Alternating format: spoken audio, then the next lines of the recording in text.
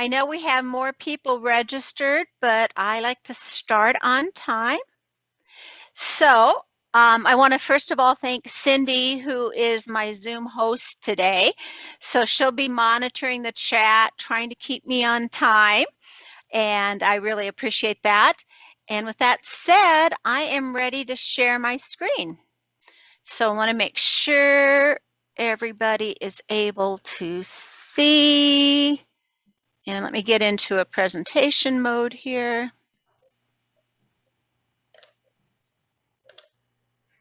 All right, can everybody see my opening slide okay? Yep. I've got you spotlighted, Sandy, so that Okay. should work. And if everybody can mute, that'd be super. So this class is championing chorus communications, and I really appreciate having all of you attend. And I want to give a big thank you to the leadership development team that actually helped develop this lesson plan. And that's Mindy Engelberg from AJOY out in Washington, and Milana Gibby from Boise, Idaho, Capital City Sound, and then myself. So we were asked to develop a plan to help our communication leaders with their jobs. And so this is going to be the end result of that. And I'll introduce myself, Sandy Smith. I am the communications coordinator on the regional management team. And I have actually served in this capacity in 2 different regions for a total of about 7 years in the position. I am also a proud member of the Helena Express Singers, and I am their membership coordinator as well. I do have a degree in information systems management, but I'm very happy to say I'm retired, so I'm spending a lot of my time these days on Sweet Adeline's things. So again, thanks for attending. To talk a little bit about what we want to try to accomplish with this class, I want to help you become the champion of your chorus, so that your communications, you understand your role of communications and how that relates to the other chorus communication champions in the region. My objectives for the class are to define and clarify our roles. And I don't know if you guys realize this, but there was a lot of talk between myself and Sue and her team, which is the marketing team, to say, okay, what are you going to cover and what does marketing need to cover? So we are going to be covering internal chorus communications, whereas the marketing team covers the external chorus communications. So we want to talk more about that role. We want to build a toolbox of methods that are going to encourage redundant cross-channel communications, and I'll talk more about that a little later. We're also going to help you build a toolbox of technology resources, and we're going to have you talk a little bit and learn a little bit more about effective emails. So those are our goals for the day. So the first thing I want to do, and we now have, how many people do we now have on, Cindy? 24. 24. Okay. So I hope all of you that are current leaders or have been leaders have your job descriptions available or have looked at them recently, because what I found in developing this class and trying to survey our communication leaders is that there's not a lot of people who actually hold the title of communications coordinator in their chapters. Some people hold the title of technology coordinator. Some people hold other titles that I'm not sure if they're communications or not. And I also sort of found that people who hold the title of marketing sometimes are also the communications coordinators in the regions. So if you could take just a moment and start putting in the chat what some of your responsibilities are for your particular position. So, for example, are you responsible for the board or team meeting minutes? Are you responsible for communicating rehearsal schedules? So if you could, just start putting some things in the chat for me about what your job responsibilities are, because it's going to be very important to know what those are in order to help your course. So, do you have a course newsletter? Mhm. Are you responsible for that? So I see someone has said that they definitely take minutes for board meetings and backup for the newsletter. They also record minutes of weekly course business meetings. Karen, you're just marketing, not really internal communications, unless related to marketing. So that's good to know as well. How about the rest of you? Are all of you actually serving in a position right now on your board or your management team?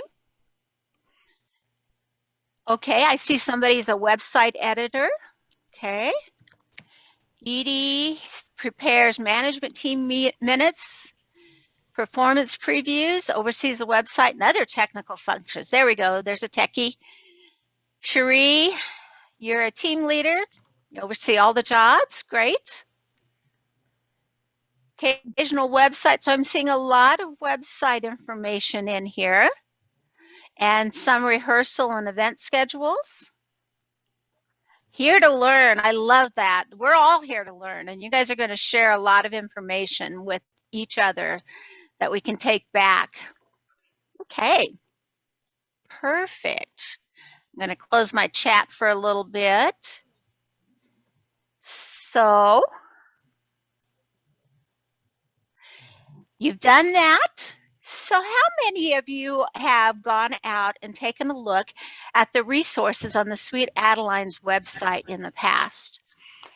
Did you know that there is an RMT guide?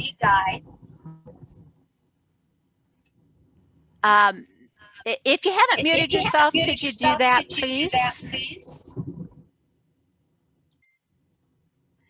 So there is a great RMT guide out there that I have used to pull some of this information, but there's also a wonderful chapter guide there that you can use as well.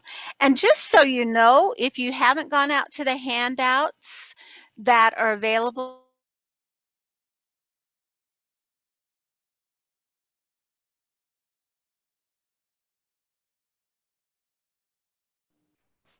Sandy, I muted you. I'm unmuted. Oh my God. I'm Sorry. unmuted. That's okay.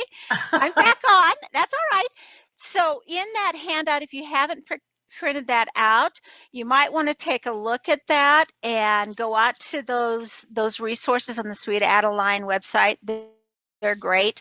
The other thing that I put in that handout, just so you could see, was what my job description is as communications coordinator for the regional management team. And what that could help you with is if you're trying to define more of that role of communications coordinator within your chapter, this might be some good resource information for you as well to build into that job description. So it's very important to define and clarify your role. And I hope that you'll think about that after this class is over and go back maybe even to your chorus leadership and say, hey, here's some things maybe I could take on that I haven't been doing. All right. So the next thing I want to talk a little bit about is cross-channel communications. So that might be a new term for some of you. So I'm going to give you a brief description of what I mean by cross-channel communications. It's really a combination of various communication channels or resources to reach everyone. In other words, it can be emails, it can be texting, it can be social media, it can be website information, it can be YouTube, it can be Facebook, it can be so much. And the reason why cross-channel communication is so important is that it's our way of, as communication leaders, of making sure that everyone in our chorus gets the messages that they need to have in a manner that actually is their preferred manner of communications. So I can tell you within my chorus, we have some individuals that never look at emails, that only look at text messages. We have individuals that aren't on Facebook.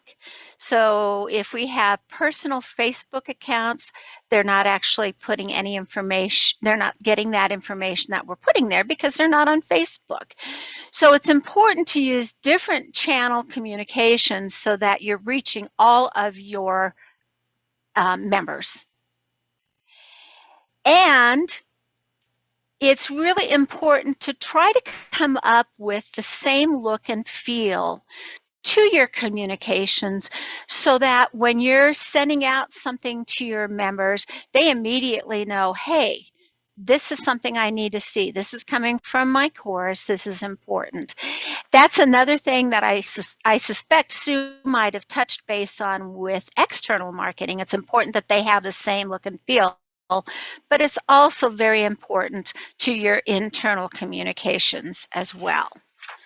So let's talk a little bit more about these communication channels. Well, we do face-to-face communications, and that face-to-face communication can be with groups, or it can be one-on-one. We also use personal emails and group emails, and we do phone trees for emergencies, for notifications of rehearsal cancellations. We might also use text messaging and group emails and group phone calls to talk about new music that's been put out there for your members to use, for general announcements. We might also use group emails for newsletters and getting information out that way.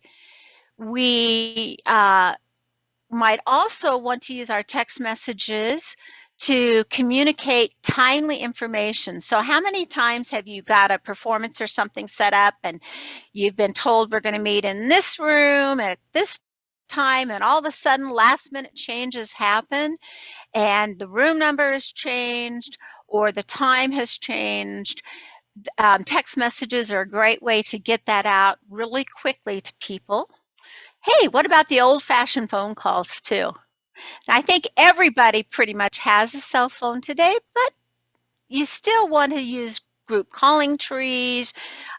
So you want to make phone calls for people who don't have access to those electronic communication tools that we use. And how many of you use a bulletin board?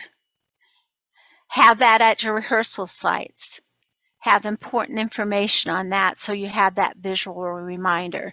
So far, these are all examples of those cross-channel communications that we have to use to reach everybody with our communications. Some others are, oh my goodness, do we still send cards or letters out to our people? You know, I'm not much of a letter writer or a card person, but over this last year and a half, I have become much more of that individual who sends cards out to people. And you know, I think it's very appreciative. So that's another means of communicating with your members that we may or may not like to do, or we may or may not think about, but I think it's very important. Another communication channel for our members is our websites. So a lot of our websites have members only pages with important information like our contact lists for our members, might have our choreography videos on there. We might keep attendance on there for our members. Meeting minutes from your management team or board meetings can be on there, financial documents. So that members only website is another important communication channel. Newsletters, meeting minutes, and how about Facebook? Again, I love Facebook, and we have a private Facebook page for our course where we put teaching resources, special announcements just for our members, and just another way to get connected. And I will share this story with you. We decided we needed to try to start streaming our rehearsals, right? And we tried on Facebook, and then it dawned on me, not all of our and it was our personal Facebook page, not all of our members are on Facebook. So that wasn't going to reach everybody that we needed to reach. So now we're streaming on YouTube so that we can share that link with everybody who needs it. So another example of how we realized we weren't reaching all of the members we needed to through Facebook, so now we're doing YouTube. So that's another example of cross-channel communications. And how about surveys? Do you guys ever survey your members? During the virtual times on Zoom, we found that it was easier to survey our members for our elections, for example, or survey our members about who was comfortable meeting in person, who wasn't, who wanted masks, all of these things that we've been talking about over the last year and a half. So another good example of cross-channel communications and ways to reach all of your members. All right, so I watched a wonderful presentation recently by Rachel Peck, and she used a tool for taking a poll. So what I would like to do now is get more interaction in this group, get people waking up and participating a little bit more. So we're going to have 3 questions that we'd like you to participate in, and we're going to try to get you doing that online. So what's going to happen is we have this question that I'd like you guys to talk a little bit about and put answers into this online website called www.menti.com with a special code, or put it in the chat if you're not comfortable going to this website. So if you take a look at that chat, Cindy has put that link in there, and if you guys would just be comfortable clicking on that link and starting to type some answers to this question about if you need to communicate to a member who's in arrears on their dues, what communication channel would be the best one for you to use to communicate with that member?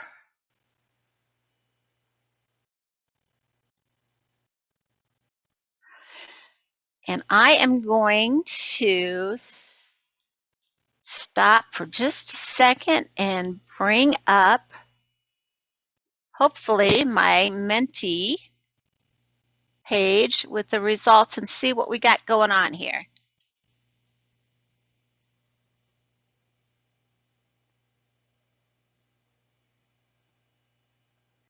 So here are the results. Are you guys seeing the results that are coming up on my page? Can you see my screen? All right.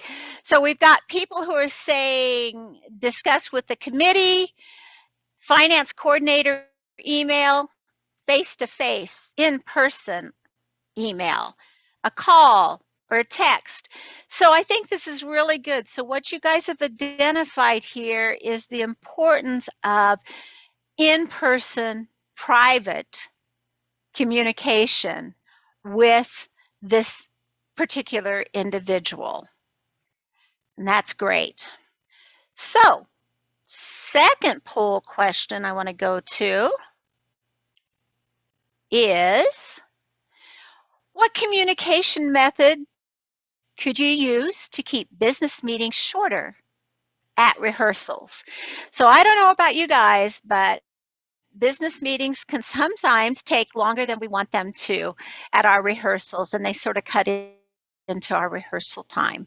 So of these communication channels that we've discussed, if you go out to the link that Cindy has put in the chat for us and answer that question, and we'll see what people have come up with.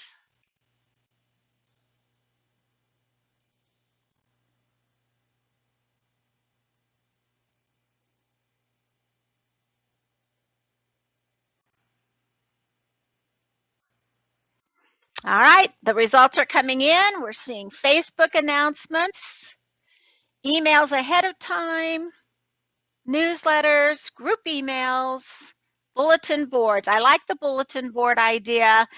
For your visual people who really want to see something and need the reminders every week, it's sometimes nice to have those bulletin boards out there for them to use. And I even will actually take a picture of the bulletin board sometimes at rehearsals.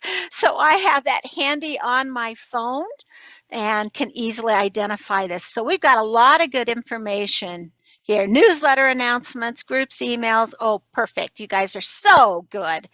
How about one last question or poll?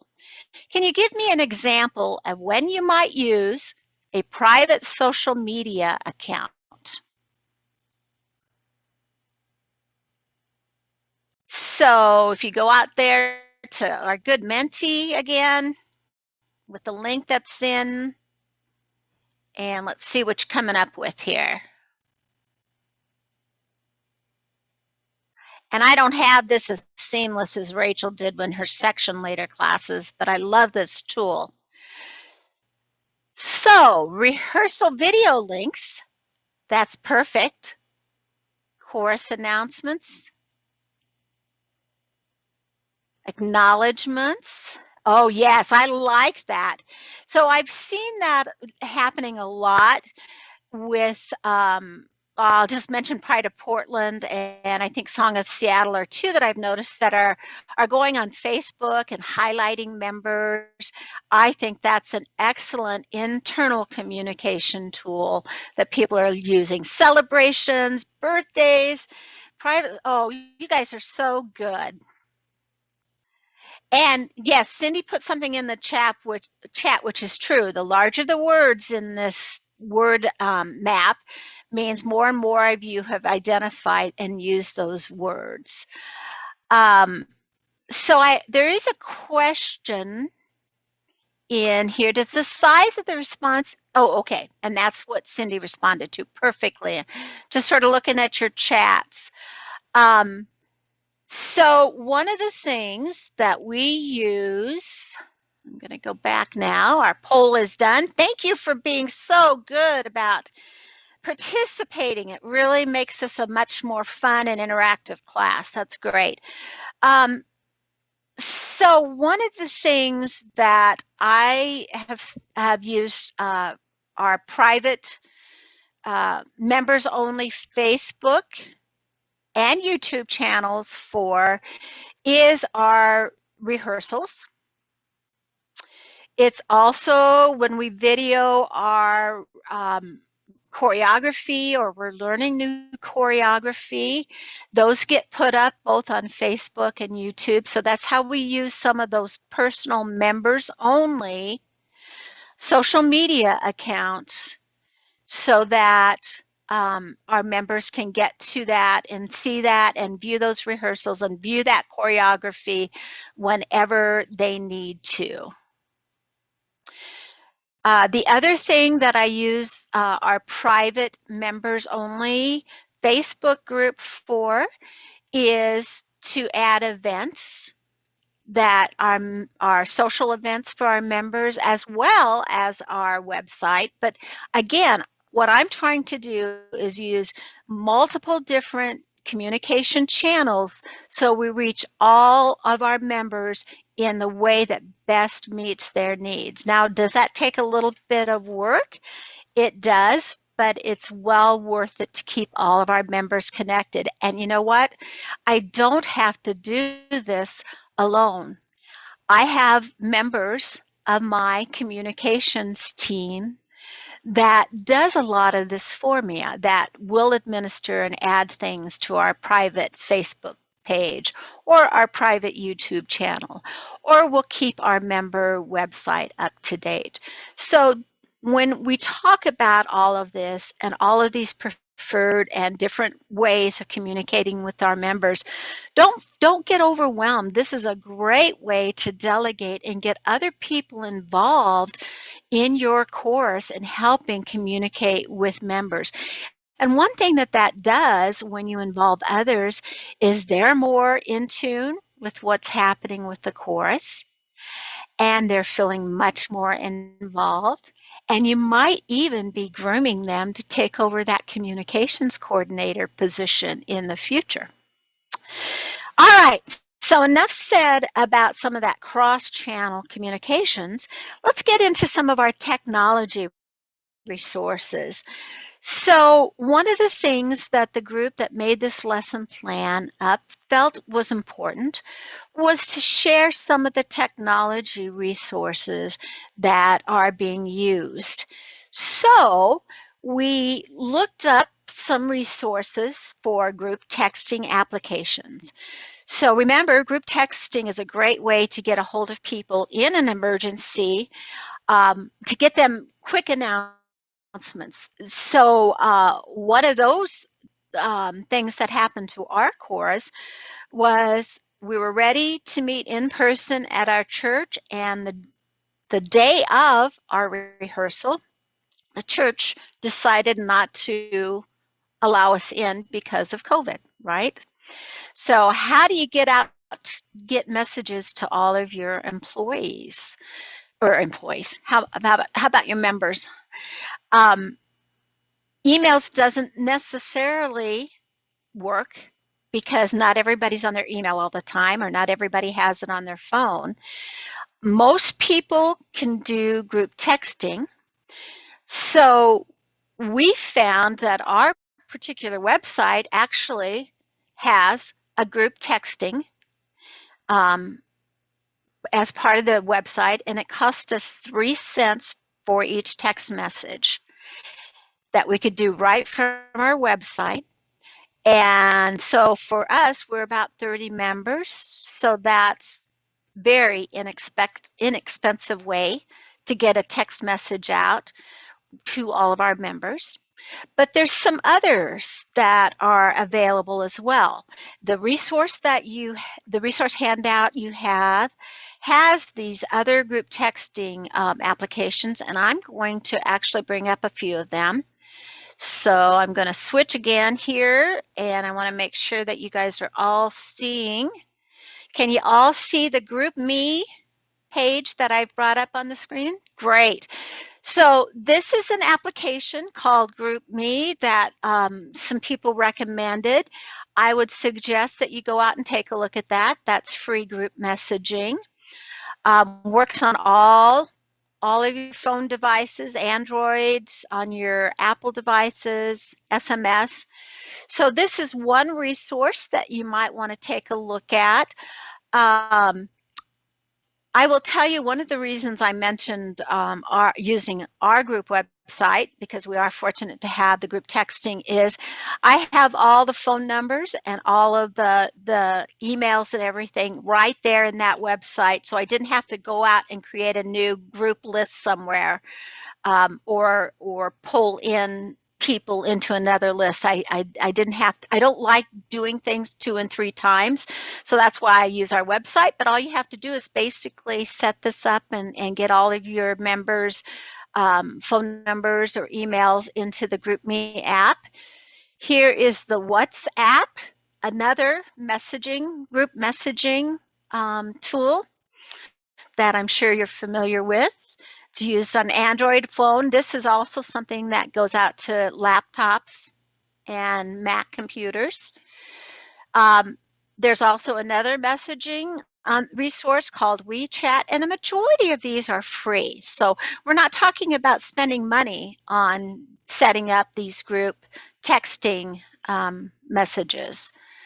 So one of the things I can do, just to let you know about how this works with cross-channeling, our director sends out an email to members. I copy that email and paste it into a text message for those who prefer text communications, and send it out. So that's a way you can use that. All right. So let me go back to my presentation again. And you guys have any other ideas that you want to throw out into the chat? That would be awesome, because there's a lot of group texting out there, applications out there. These were just a few. Of course, Facebook Messenger is another one. But again, you've got to have people on Facebook in order to be able to use that as a texting option. Then there's members-only websites. Harmony site is what we use for our website. But your resource also talks about the Choir Genius site with members-only pages. And that site is used by the region. So you can get an idea of how that site works. There's another website with member-only pages called Coral Connections. That's on your handout as well. And there's all sorts of website hosts where you can create members-only pages. There's GoDaddy, there's Squarespace. If you guys have other ideas that you might want to share for members-only websites, would you please put them in the chat? Because I know that there's lots of them out there. Okay, and if we get more in the chat, either for group texting or members-only websites or any other technology resource, we'll put those in the handout that you got and update it.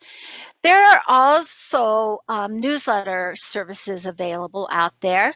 The region uses a service called iContact. It does cost a little bit, but it's another way for you to use a communication with your members by communicating via newsletters. There is Constant Contact. I'm trying to think, there's another newsletter service, and I've lost it, but if there's anybody from Coeur d'Alene or Spirit of Spokane that might know of the newsletter service that your courses have used in the past, that's a free service, I'd appreciate it if you'd put that out in the chat. I will connect with members of that course to try to find for sure what they're using. I've used it before and it works really well too, but there's a lot of newsletter services out there that you can use as well.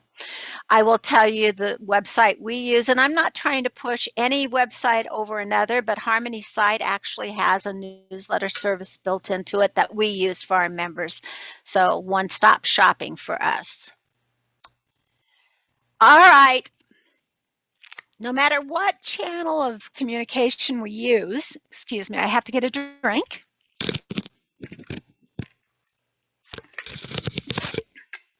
I think by far, most of us use emails, and that still is a very, very important communication tool for us. So I couldn't do this class without talking a little bit about emails, email protocols, and some things to think about when you're using email to communicate with your members. So, to have effective emails, some things to think about is to have a very powerful subject line, and we're going to touch base on that a little bit more. Make sure that they're easy to read. So the easy to read means proper spacing in your emails. Make sure if there's a call to action when you're sending out an email that you specifically state what that call to action is. Make sure they're clear and concise. I don't want to have to scroll down and scroll down for a 50-paragraph email. So make those emails as concise as you possibly can. Proper grammar would be nice. And proof, proof, proof. And you know what? I'm one of the worst proofers there are. And no matter how many times I proof my email messages, I'll mess something up. So one of the tips that I have for proofing is I may send my email off to somebody else to proof for me. So you might want to think about that, especially when it's a very important email. It doesn't hurt to send that off and have somebody else proof that email for you. So I want to talk a little bit more about the power of the subject line when it comes to emails. Don't ever leave a subject line blank unless you're sending the email to yourself. So I will sometimes send myself emails with a link in it or something, and I leave it blank because I don't want to spend the time. But if you're communicating with your members, you want to have a subject line in that email. So don't leave it blank. And a lot of times what I do with the subject line is put a summary of what this email is about in that summary line. And so it needs to be very concise. I don't want it to be really long, but I might say this is the weekly member email. Or I might say reminder about our meeting on September 12th. Or I might say, need your response to in that subject line to get their attention. I said mention call to action. 5 to 8 words is the best. If you can do your subject line in about 5 to 8 words. Sometimes mine are just a little bit longer, but again, make it as small amount of words as you can come up with. Use a date in the subject. So what am I meaning by that? So our director always sends out weekly rehearsal emails. And in that weekly rehearsal email, what we have asked her to do is put in the date of the rehearsal. So if she always uses weekly rehearsal for, and then puts a date, we're able, as people, if we're trying to find that email, and we get so many emails these days, we can search on weekly email, find all of those weekly emails we got, and see the date of that weekly rehearsal that we were looking for. So it really helps if we can use a date in that subject line when it's related to an event or a rehearsal. And how many times do we get group emails, which is great, but there's no need to reply to everyone in that email. So if it's an email that you only want the reply to go to you, there's nothing wrong with stating that in that subject line. Please reply only to me. Subject lines make a huge difference with emails. And if any of you use email services where you can actually sort based on the subject line, that's another reason why that subject line is so important, because you can get all of those different weekly rehearsal emails, for example, sorted together, and makes it easier to find your emails. So here's a few just sample subject lines that you could use. So management team meeting agenda for, and put the date, or board meeting minutes for. So I would encourage you as communications people for your course to go back after this class and share some of this with whoever sends out the management team meeting agendas, or the minutes, or the weekly rehearsal schedule.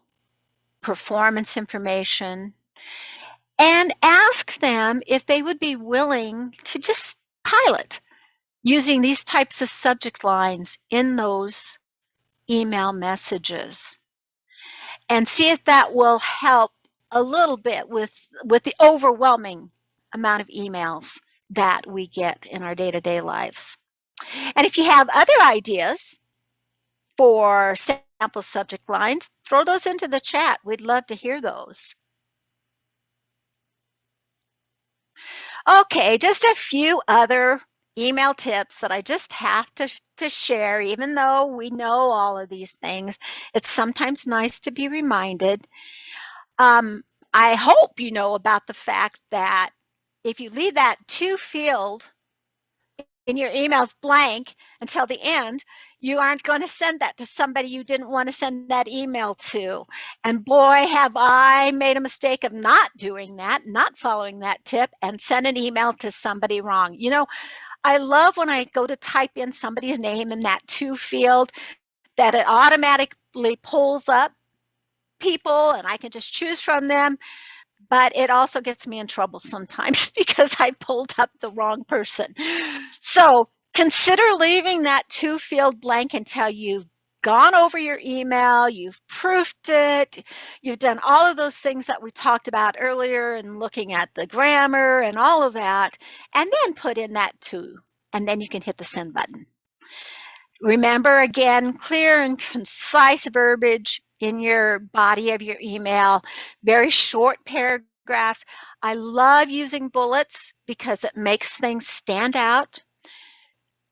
We've heard this over and over again, but I have to say it. Try not to use too many exclamation points and avoid all caps because that makes people think you're yelling at them. Now, I will sometimes bold things that I think are really important in an email so it stands out, or even sometimes I will bold and put them in a red print or something. So, for example, if I have an important RSVP date in an email, I sometimes will bold and make that red just so that stands out. So another thing to talk about are these conversation threads that happen in an email now. So a conversation thread is when somebody has emailed you and then you're getting 10 or 12 other replies to that email. You want to make sure that you've read all of the replies before you reply, because sometimes there's going to be something in that conversation thread from somebody else that has already been said and you don't need to say again. So it's important to read through those threads and make sure you are replying to the most current, with the most current information. Also, we always need to be sensitive and careful not to offend. And I personally think it's even more important in today's society that you read and reread what you're replying to make sure that you're not going to offend someone. Don't send off quick replies until you've done that, because it's easy to put things in and think it's okay, and it's really not. And so one of the things I would even suggest here is that you read that from the other person's perspective before you send it. And just say, oh, well, maybe this isn't worded quite right, and I may take offense at it if I were the person reading it. So think about that. And so before you send that, also ask yourself, so what was my purpose for sending this email? Did I really fulfill that purpose and that intention? And is sending an email the most effective way to communicate what I'm trying to communicate? So earlier on, we talked a little bit about face-to-face communications or personal phone calls versus an email. So think about that. should I send an email, or would it be better for me to just pick up the phone and call that member and talk about it? And has the course gotten a lot of emails today? Can I ignore this one? Maybe you can send it another day.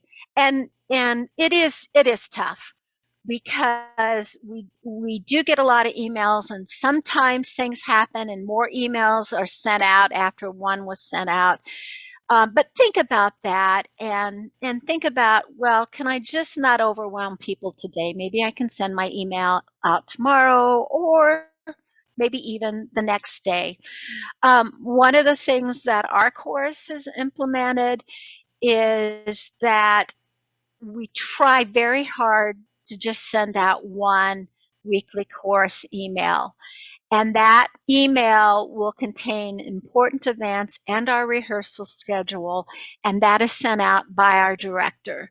So our particular chapter leadership sends information that we want included, that's important to be included in an email, to our director, who will include that in her weekly email.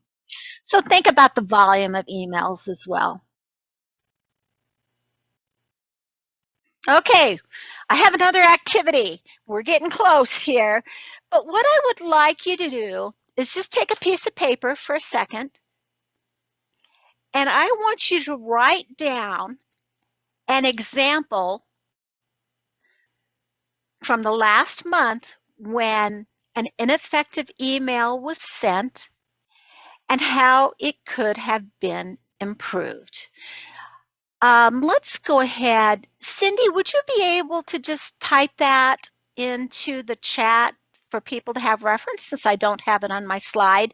So again, write down an example from the last month when an ineffective email was sent and how it might have been improved. And I'm just wanting you to write this down on your own piece of paper. It gives you a chance to reflect on that. And then in about 2 minutes, we will see if anyone is willing to share that example with the group.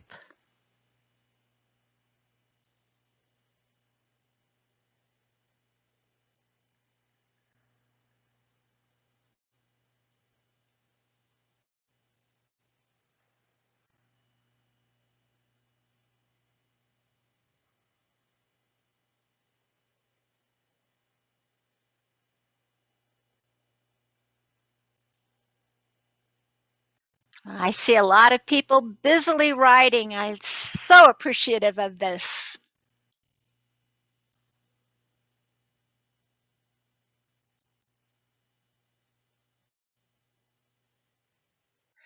I'll give you about 30 seconds more, and then we'll see if anyone's willing to share.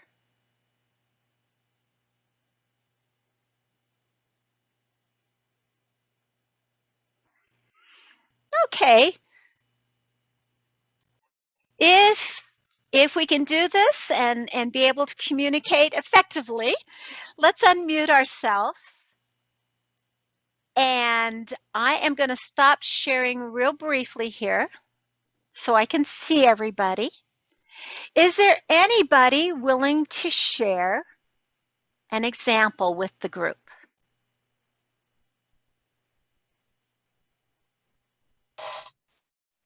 Cheryl? I put one in the chat box. It was just the heading was newsletter, which has always been good, but I would now add the date. That would Great. be helpful. Okay.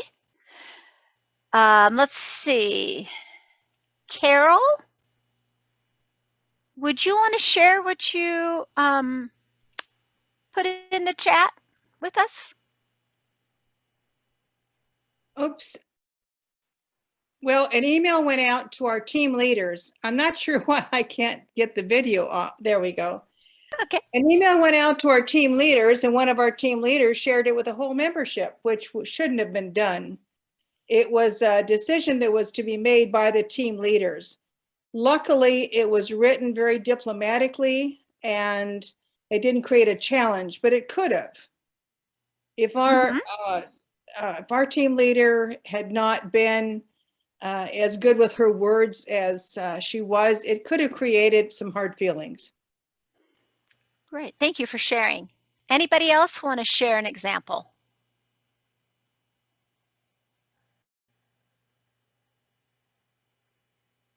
Okay, I'm not seeing any other hands. Well, thank you for taking time to reflect on that and also to share. I'm going to go back to sharing my screen. So, in closing, you guys play a very, very, very important role in your chorus. Your internal communications can make the difference between growing your membership, retaining your membership, and keeping your members engaged and excited about your chorus. So I hope what you can do today is understand your role, that you've thought about your role as we went through this today. You have a better understanding of what your job is, what it can be, and can take that back and share that with your board or your management team so they know of ways that you can be of help and that your internal communications can be improved for your chorus. That you have learned a few ways in which you can make communication easier with technology by thinking about your cross-channel communication methods, thinking about sort of a consistent look and feel to your communications, using various communication methods so you're reaching all of your members in the way that they will get the information, and that you'll remember the power of that subject line and how important that can be with your emails. And also that you've had a little bit of fun in attending, that you've got the communication juices flowing. I have actually done pretty good on my time. I wasn't sure how I would do, but I would open it up now. I'm going to stop sharing and open it up to any questions, any comments that you want to make at this time.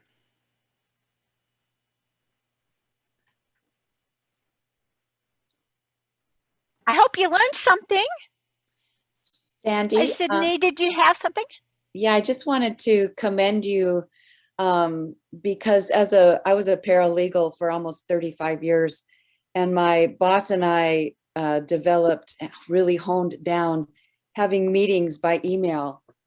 And I learned how to make a paragraph stand out either by bolding an important word so that if he didn't want to read the whole email, he could hone in on either a heading or a word and know what it is I was trying to say. And I think I've used some of those skills when I'm sending an email to my chorus, because sometimes we as leaders are putting in a lot of information, and it's nice when somebody can kind of scroll down and just pick out what they need to reread from the first time they saw it, maybe. So anyway, thank you. Great, you're welcome. Anybody else have anything they want to share? We're here. Looks like Anne has a comment.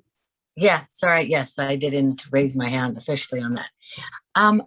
Yes, I was just thinking about, we have a good system about communications who tells us an overview of the rehearsal, important things, but having notes in in the meeting, you know, as somebody taking notes as they go along and transferring those to the communications. So that we have more people hearing things versus the communication person having to do it. I just didn't know if you just briefly, I don't know if anybody else has that. Ours is different too. I was just curious because sometimes we have people who take notes, like during it, highlights of what the director said instead of if they hadn't filmed it. And those get transferred to the communication. Just any thoughts of that Did idea? Well, I really like that idea, Anne, and I've not thought of that. So we're all learning, and I have an idea now. It is a good idea to take some of the key points from your rehearsals and maybe just bullet them in notes and get those out to the members who weren't able to attend. So I like that.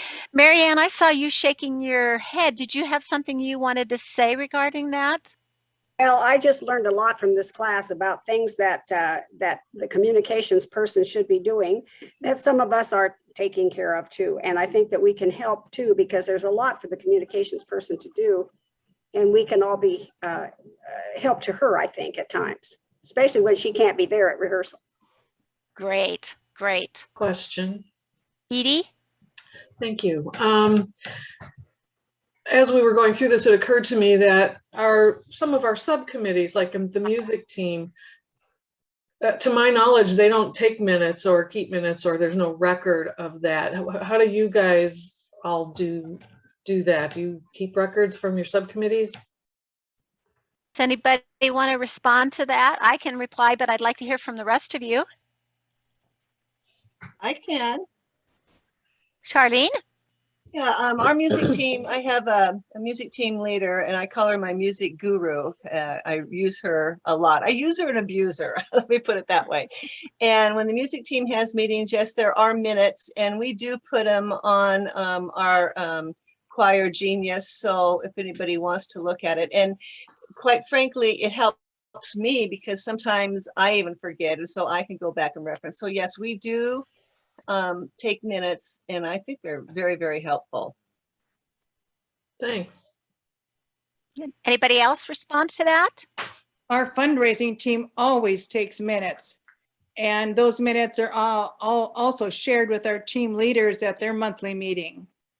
But if we didn't take minutes, I will tell you that we are all busy women, and if we didn't look back at those minutes, we probably would forget something to finish at the end of the month. Yep. Charlene? One more thing I forgot, and you might have mentioned it when I was in the kitchen with my dad, but we also too, the management team now is using Google Docs. And so we use Google Docs for, I don't know if you talked about that or not. And it's been a learning curve, but it has been extremely helpful because you can make changes right there on the spot and the notes are updated immediately. And it's great. Hey, Charlene, that's an excellent plug for a new class that we will be having in October. So I will appreciate that because you're right. The collaboration tools within Google Docs and Google, not just Google Docs, that's one of the products, but within all of the Google products are wonderful. I have our RMT using that now. And we're taking some time to get into that. But Rachel Peck and I are developing a series of classes on the Google products and how to use those for your collaborative communication tools. The first class is just an introduction, and that's coming up on October 9th. And I can't remember exactly the time that we set that class for. But yeah, I would encourage you because and the thing is it's just an easy way to share everything as well. And for one person, if you've got a planning document that you're working on and it's a team, you can have everybody updating that document with the status of tasks or whatever it is. So excellent. Thanks a lot, Charlene. Anybody else? Andy? Yes. I have in my notes on my calendar that workshop's going to be from 10 to 11. Oh, thank you, Edie. Yes. But I'm not sure if that's your time zone or our time zone, or I'm not sure. Everything on the website is in Pacific time. So. Okay. Yeah. All right. Well, gosh, I can't believe this. This time has gone so fast. You guys have been a fabulous group. I really appreciate you attending. It's 12:29. Unless you have anything else, I would say we should probably end and let you get to the next class.